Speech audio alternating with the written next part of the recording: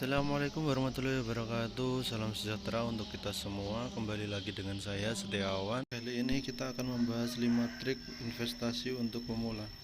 Bagi pemula, berinvestasi hanya tentang menaruh uang dan mendapatkan keuntungan, dan mereka tidak selalu mengamati pergerakan investasi mereka, atau dengan kata lain cari aman saja. Namun bukan berarti mereka sama sekali tidak perlu menyusun strategi yang diperlukan untuk membantu mencapai tujuan, mengembangkan aset hingga meminimalisir risiko. Jika kamu investor pemula, kamu butuh menyusun pembagian portofolio, menghitung aset, menganalisis risiko, hingga keseimbangan antara modal dan imbal balik. Investasi memerlukan beberapa strategi. Berikut strategi sederhana dan paling populer bagi para investor pemula. Yang pertama, start small. Untuk pemula, jangan dulu berambisi untuk mendapatkan imbalan besar.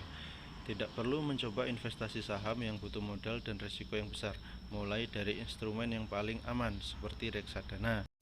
Selama berinvestasi di reksadana, kamu bisa belajar tentang investasi secara lebih dalam, sedikit demi sedikit.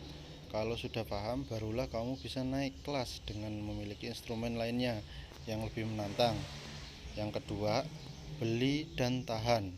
Saat kamu yakin terhadap pilihan kamu, gunakan strategi beli dan tahan. Kamu percaya jenis investasi tersebut punya potensi jangka panjang yang baik, keuntungan sudah dipastikan. Kamu hanya perlu mengeluarkan modal dan menunggu keuntungan. Investasi yang kamu lakukan tidak terpengaruh pergerakan pasar, naik atau turun tidak masalah. Sebelum melakukan strategi ini, kamu harus menganalisa terlebih dahulu jenis investasi yang akan kamu lakukan. Jangan terburu-buru dan pikirkan sebelum melakukan investasi. Yang ketiga, investor aktif. Investor akan lebih oportunis dan rajin mengamati pasar. Ia akan selalu memanfaatkan peluang. Segalanya jadi serba fleksibel karena punya ruang gerak yang luas. Ketika ada perubahan pasar, investor cenderung reaktif untuk bermain di saham-saham lain. Hanya saja modal yang diperlukan juga akan lebih besar karena investor hampir tak mau ketinggalan melakukan pembelian atau penjualan. Yang keempat, dollar cost averaging. Strategi ini paling sering disarankan untuk pemula. Investor menggunakan metode dollar cost averaging, yaitu strategi investasi dengan jumlah yang sama dalam satu waktu tertentu untuk memperoleh nilai investasi rata-rata. Misalnya setiap bulan kamu harus membeli emas senilai 500.000, tak peduli apakah emas tersebut naik atau turun.